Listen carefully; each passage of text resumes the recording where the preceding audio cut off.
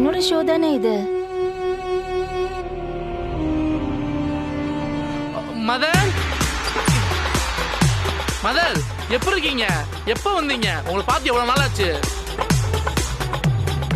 இது என்னோட ஷோ தானே மதன். ஆமா. உங்க இஷ்டத்துக்கு லீவ் சொல்லாம கொல்லாம போட்டுட்டு போயிடுவீங்க. ஷோவை காப்பாத்த நாங்க போராடணும். உங்களுக்கா நினைப்பு வந்ததும் நாங்க விட்டு கொடுத்துட்டு போயிடணும். எல்லாம் அந்த எம்டிய சொல்லணும்.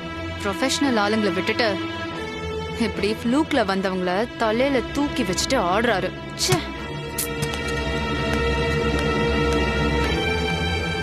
இவங்களை விடுங்க மதர், வயிற்றுல பேசிட்டு போறாங்க. மதர், நடந்தெல்லாம் கேள்விப்பட்டேன் மதர், மனசுக்கு ரொம்ப சங்கடமா இருந்துச்சு. ஆனா உண்மையிலேயே நீங்க கிரேட் மதர். இவ்வளோ ப்ராப்ளத்தையும் எவ்வளோ பிரேவா ஃபேஸ் பண்றீங்க. மதர், ப்ரோக்ராம் டைம் ஆயிடுச்சு. கேட்குறேன்னு தப்பா நினச்சிக்காதீங்க. நீங்க ப்ரோக்ராம் பண்ணி ரொம்ப நாள் ஆச்சு. லைவ்ல சொதப்பிட்டா ப்ராப்ளம் ஆயிரும். பேசாம ஆனந்தே பண்ண வைக்கலாமா மதர்? பிடிச்ச வேலை ஒரு டைம் கத்துக்கிட்டா அது ஆயுசுக்கும் மறக்காது மதன். எனக்கு தலைக்கு மேல பிரச்சனை இருக்குடா. நான் அதெல்லாம் மறக்கிறதுக்காக தான் இந்த வேலைக்கே வரேன். இந்த ஸ்டுடியோ ஒரு சாதாரண லக்ஷ்மிய ஒரு ஆர்ஜே லக்ஷ்மியா ஆக்கியிருக்கு. இந்த மைக்கு, இந்த மிக்சர் போர்டு, இந்த ஹெட்போன், இதெல்லாம் பார்க்கும்போதுதான் மனசுக்கு ஒரு நிம்மதியா இருக்கு மதன். நீ பயப்படுற மாதிரி நான் ஒன்னும் சொதப்பிட மாட்டேன். போய் ப்ரோக்ராம் பண்ணு. ஐயோ சாரி மதர், உங்க சென்டிமெண்ட் தெரியாம நான் சொல்லிட்டேன். நீங்க கண்டினியூ பண்ணுங்க, நான் போய் ரெடி பண்றேன்.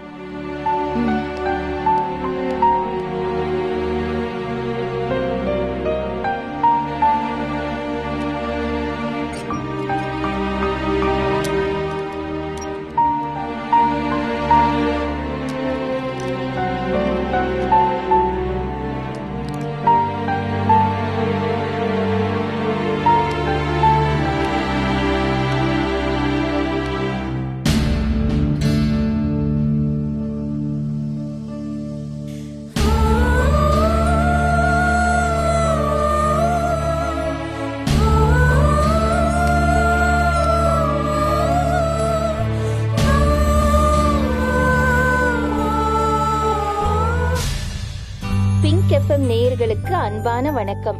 நான் உங்க ஆர்ஜே லக்ஷ்மி பேசுறேன். ஒரு லாங் கேப்புக்கு அப்புறம் நான் இப்ப வந்திருக்கேன். என்ன மிஸ் பண்ணீங்களா? ஆனா நான் உங்க எல்லாரையும் ரொம்ப மிஸ் பண்ணேன். சரி, நிகழ்ச்சிக்கு போலாமா? இன்னைக்கு முதல் காலர் யாருன்னு பார்க்கலாம்.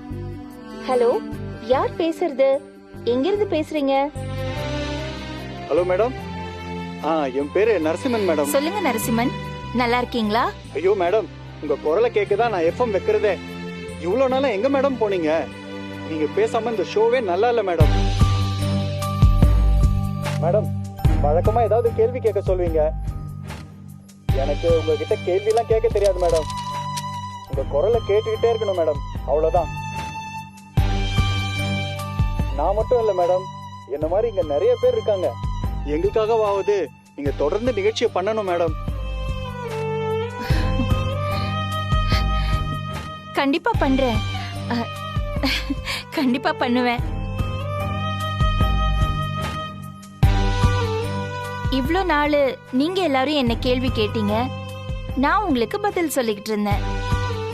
இன்னைக்கு ஒரு மாறுதலா நான் ஒரு விஷயம் உங்க எல்லார்கிட்டயும் சொல்லட்டுமா?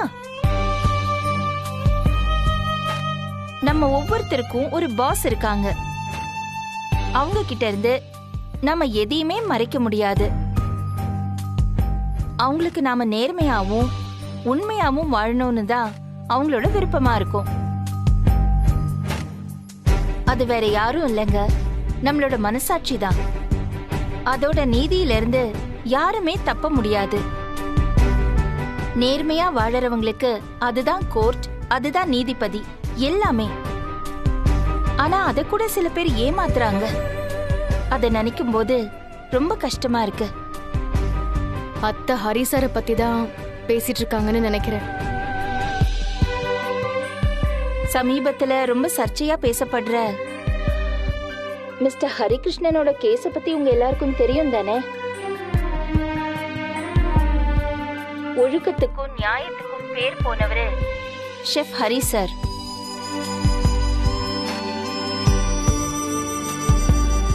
யாருக்கும் எந்த தீங்குமே செய்யக்கூடாதுங்கிறது அவரோட பாலிசியா இருந்தது. எப்பவுமே ஸ்ப்ரெட் பாசிட்டிவிட்டின்னு சொல்லிக்கிட்டே இருப்பாரு.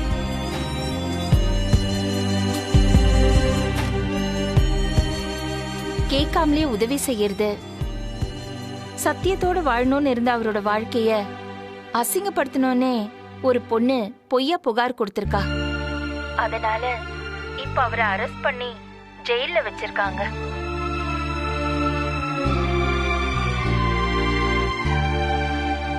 இப்படி நல்லவங்களையெல்லாம் கஷ்டப்படுத்தி எந்த விதமான குற்ற உணர்ச்சியும் இல்லாம மனசாட்சிக்கு துரோகம் பண்ணிட்டு எப்படி வாழ முடியுதோ?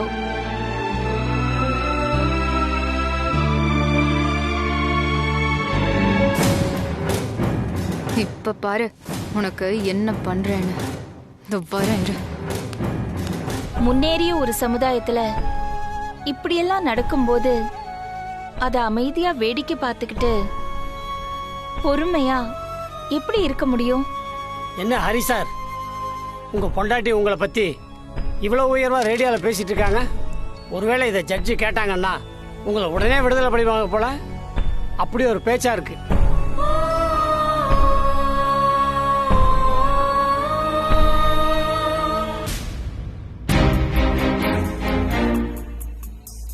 சார் கேட்டிங்களா அந்த லக்ஷ்மி பேசினத? ஒரு பப்ளிக் ஃபோரம்ல இப்படியா சார் பர்சனல் எல்லாம் பேசுவாங்க? யாராவது ஒரு லிசனர் கோர்ட்ல இருக்க கேஸ பத்தி ஏன் பேசுனீங்கன்னு கேட்டா நம்ம என்ன சார் பதில் சொல்றது? அவங்களோட பர்சனல் விஷயத்துக்காக நம்மளோட எஃப்எம் யூஸ் பண்ணிக்கிறாங்க. இதெல்லாம் நீங்க கேட்க மாட்டீங்களா சார்?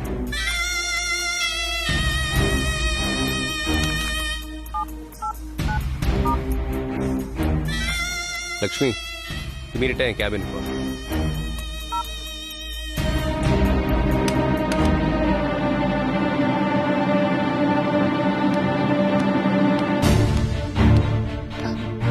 ஏங்க, என்னங்க நினைச்சிட்டு இருக்கீங்க உங்க மனசுல?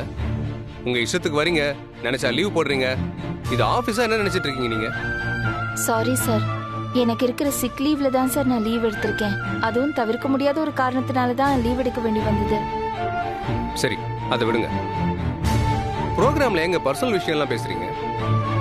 சாரி சார், நான் ஒரு கேஸ பத்தி தான் பேசினேன். சார் இல்ல சார், மிஸ்டர் ஹரிகிருஷ்ணன் இவங்களுடைய ஹஸ்பண்ட். அவர் பண்ண தப்ப இவங்க நியாயப்படுத்த பாக்குறாங்க. கேள்வி பதில் ப்ரோக்ராம ஏதோ கிரைம் ஸ்டோரி மாதிரி இவங்க அபார்ட்மெண்ட்ல நடந்த சம்பவத்தை பத்தி எல்லாம் பேசுறாங்க. ஏங்க, கோர்ட்ல இருக்க கேஸ பத்தி மீடியால டிஸ்கஸ் பண்ணக்கூடாது. அது கண்டெம்ட் ஆஃப் கோர்ட்னு உங்களுக்கு தெரியாதா? நாளைக்கு அந்த பாதிக்கப்பட்ட பொண்ணு நம்ம சேனல் மேல டிஃபமேஷன் கேட்டா என்னங்க பண்ணுவீங்க? ரொம்ப நாள் கழிச்சு ப்ரோக்ராம் பண்றோமே, ஏதாவது டிஃப்ரெண்டா பண்ணணும்னு நினைச்சுதான் அந்த கேஸ பத்தி பேசினேன் சார். நாளைக்கு இதனால ஏதாவது பிரச்சனை வந்துச்சுன்னா நான் ஏத்துக்கிறேன். ஹலோ, இப்படிலாம் உங்க இஷ்டத்துக்கு பேசுறதா இருந்தா எதுக்குங்க ப்ரோக்ராம் ப்ரொடியூசர், ப்ரோக்ராம் ஹெட்லாம் இருக்காங்க? இங்க எல்லாத்துக்கும் ஒரு கட்டுப்பாடு இருக்கு. சார், அந்த கட்டுப்பாடை நான் மீறினேன்னு நினைச்சீங்கன்னா நீங்க என் மேல எந்த ஆக்ஷன் வேணாலும் எடுங்க சார்.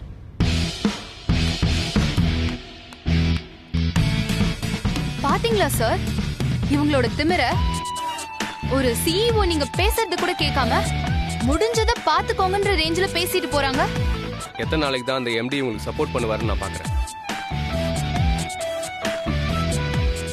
சேனலோட ரெப்புடேஷனுக்கு இடைஞ்சலா இருக்கும்போது அந்த எம்டி கூட ஒன்றும் பண்ண முடியாது.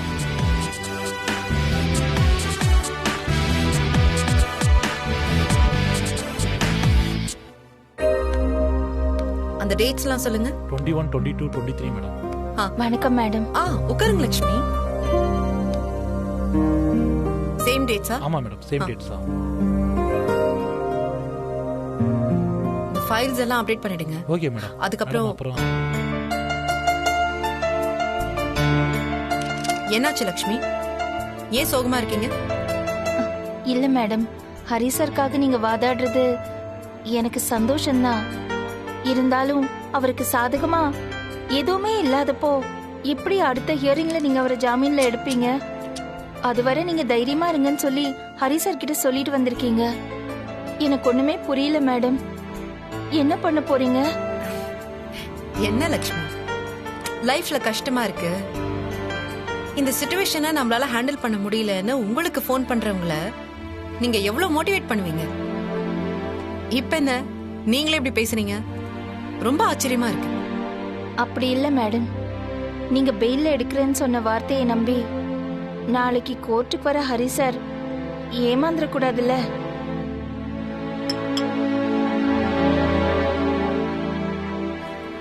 டீ எடுத்துக்கோங்க. லக்ஷ்மி, அப்படிலாம் ஒன்னும் ஆகாது. நீங்க கொஞ்சம் ரிலாக்ஸ்டா இருங்க.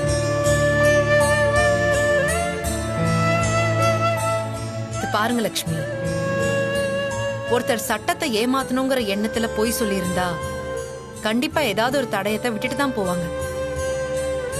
அத நாம தேடி கண்டுபிடிச்சிட்டா போதும். அடுக்கி வச்ச சீட்டு கட்ட கலைச்சு விட்ட மாதிரி போய் துண்டு துண்டா விழுந்துரும். Charles, yes madam. நான் அந்த கேஸ் டீடைல்ஸ் எல்லாம் கேட்டிருந்தேன்ல, என்னாச்சு? மேடம், சோனியா பத்தி A to Z கலெக்ட் பண்ணியாச்சு. கேரளாவுல கொல்லம் பகுதியில ஒரு ஃபைனான்ஸ் கம்பெனி மக்களை ஏமாத்தி 20 கோடிக்கு மேல சுருட்டி இருக்காங்க. அந்த கேஸ்ல இந்த சோனியா தான் மேடம் மெயின் அக்யூஸ். அப்புறம் மலப்புரம் டிஸ்ட்ரிக்ட்ல ஒரு பணக்கார பெரியவர்கிட்ட தப்பா நடந்துக்க பார்த்தாருன்னு சொல்லி அவர்கிட்ட பணம் கேட்டு மிரட்டி இருக்காங்க. அது ஒரு ஃபால்ஸ் கேஸ் போலீஸ்க்கு தெரிய வந்ததும் அங்க இருந்து எஸ்கேப் ஆயிட்டாங்க. அந்த கேஸ் அப்படியே பெண்டிங்ல இருக்கு மேடம். ஓகே சார்லஸ், அப்புறம் சொல்லுங்க மேடம். நான் அந்த கேஸ் டீடைல்ஸ் எல்லாம் கேட்டிருந்தேன்ல. ஆமா மேடம். அந்த கேஸ் என்னாச்சுன்னு போய் பாருங்க. ஓகே மேடம், நான் பாத்துட்டேன்.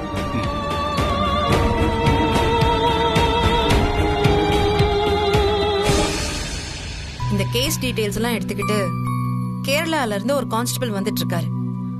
அவர் காலையில ரீச் ஆயிடுவாரு.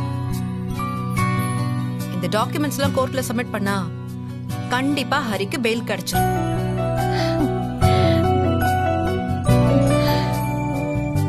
என்ன லட்சுமி, ஹரி சாருக்கு பெயில் கிடைக்காது, ஏமாந்து போயிடுவாருன்னு நினைச்சு பயந்துட்டு இருந்தீங்க, இப்பயே சைலண்ட் ஆயிட்டீங்க. சாரி மேடம், அவருக்கு பெயில் கிடைக்காதுங்கிற ஒரு ஆதங்கத்துல தான் பேசினேன். ஆனா நீங்க இவ்வளவு தூரம் விசாரிச்சு அந்த சோனியாவோட ஜாதகத்தையே கொண்டு வந்திருக்கீங்க. இப்ப ஹரி சார் கண்டிப்பா வெளியில வந்துருவாருன்ற ஒரு நம்பிக்கை எனக்குள்ள வந்துருச்சு. உண்மை எந்த பக்கம் இருக்கோ நான் எப்பவுமே அந்த பக்கம் தான் இருப்பேன். அதை காப்பாத்துறதுக்காக நான் எந்த எல்லைக்கு வேணாலும் போவேன். எப்பயாச்சும் தப்பு பண்றவன் ஈஸியா மாட்டிப்பான். இவங்கெல்லாம் பொறப்பிலே கிரிமினல்ஸ். இவங்களுக்குன்னு நிரந்தரமா பேரு ஊருன்னு எதுவுமே இருக்காது. போற இடங்கள்ல தப்பு பண்ணிட்டு கிடைக்கிறதெல்லாம் சுருட்டிக்கிட்டு அப்படியே எஸ்கேப் ஆயிடுவாங்க. அப்புறம் இன்னொரு இடம் இன்னொரு தப்புன்னு மாறிக்கிட்டே இருப்பாங்க. பட் நம்ம ரிசர்ச் டீம் சோனியாவோட ஐடென்டிட்டியை வச்சு பிரில்லியண்டா அவளோட பழைய கேஸ் எல்லாத்தையுமே எடுத்துட்டாங்க. நீங்க எதுக்கும் கவலைப்படாதீங்க லட்சுமி. உங்களுக்கு எவ்வளவு நன்றி சொன்னாலும் பத்தாது. அவர் இந்த கேஸ்ல மாட்டி ஜெயில இருக்கிறத விட தன்னோட கேரக்டரை அசிங்கப்படுத்துறாங்களேன்னு அதிகமா வேதனைப்பட்டாரு. அவர் மேல இருக்கிற களங்கத்தை நீங்க தொடச்சிருக்கீங்க. ரொம்ப நன்றி மேடம். அவர் மேல இவ்வளவு பாசமா இருக்கீங்க. ஆனா நீங்க 2 பேரும் ஒன்னா சேர்ந்து வாழலையாமே?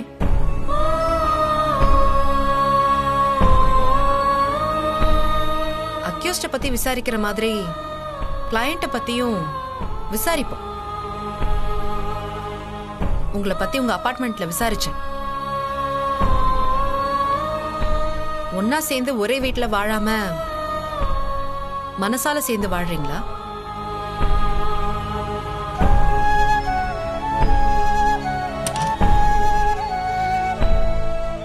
நாளைக்கு கோர்ட்ல பார்க்கலாம் மேடம்.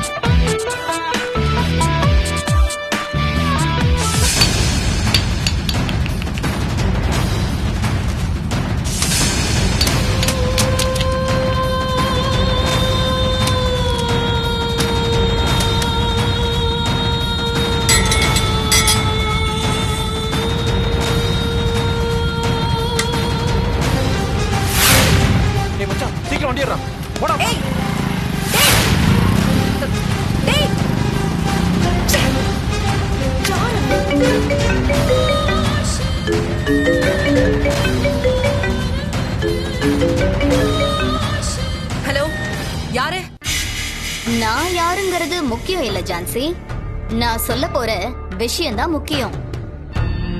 சில பேரு சொன்னா புரிஞ்சுக்குவாங்க, சில பேரு பட்டாதான் புரிஞ்சுக்குவாங்க. இதுல நீ 2வது ரகம்.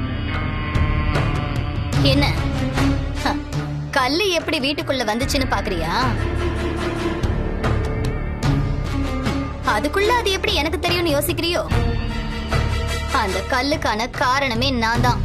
ஏய், நீ தைரியமான ஆளா இருந்திருந்தா நேர்ல வந்திருக்கணும். அதை விட்டுட்டு கோழத்தனமா கல்ல விட்டு அடிச்சு போன்ல மிரட்டிட்டு இருக்க.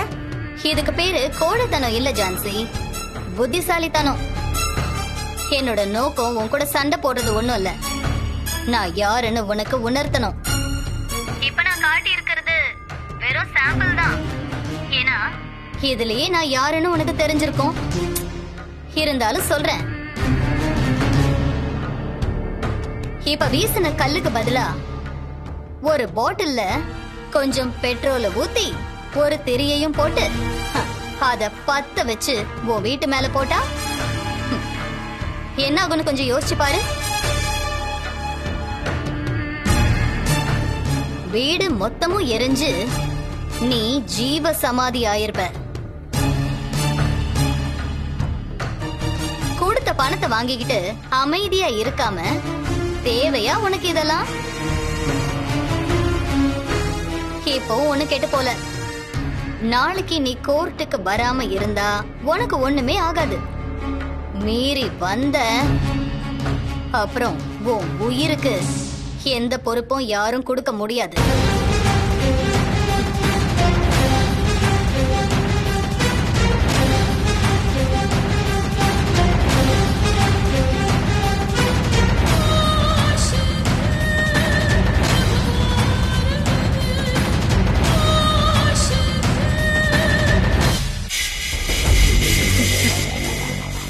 சூப்பர்.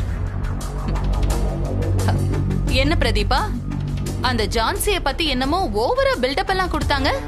அவ ஆம்பளைக்கு ஆம்பளை, பொம்பளைக்கு பொம்பளை, பயங்கர துணிச்சல்காரி, தைரியசாலின்னு எல்லாம் சொன்னாங்க. ஒரு கல்லு, ஒரு போன் கால், டோட்டலா ஆஃப் ஆயிட்டா.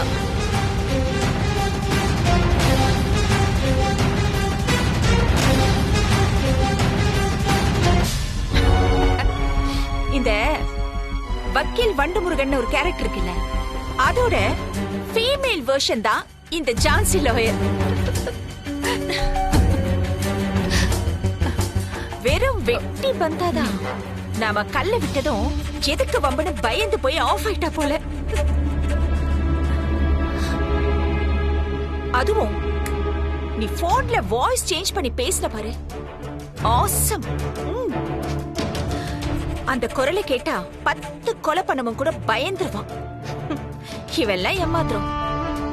இனி அந்த ஹரிய யாரு காப்பாத்துறாங்கன்னு நாமளும் பார்க்கலாம்.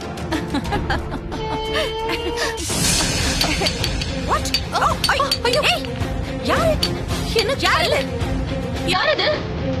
யாரு வீட்டுக்குள்ள கல்லு எறிகிறது? யாரு?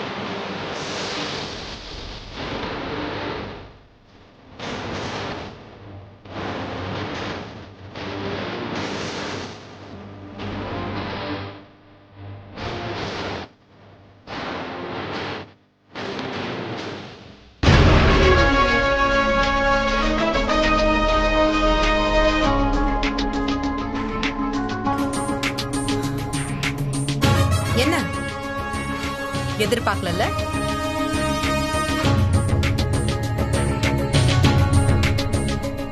ஆமா, ஹரிய உள்ள தள்ளதானே இந்த பிளான் எல்லாம்.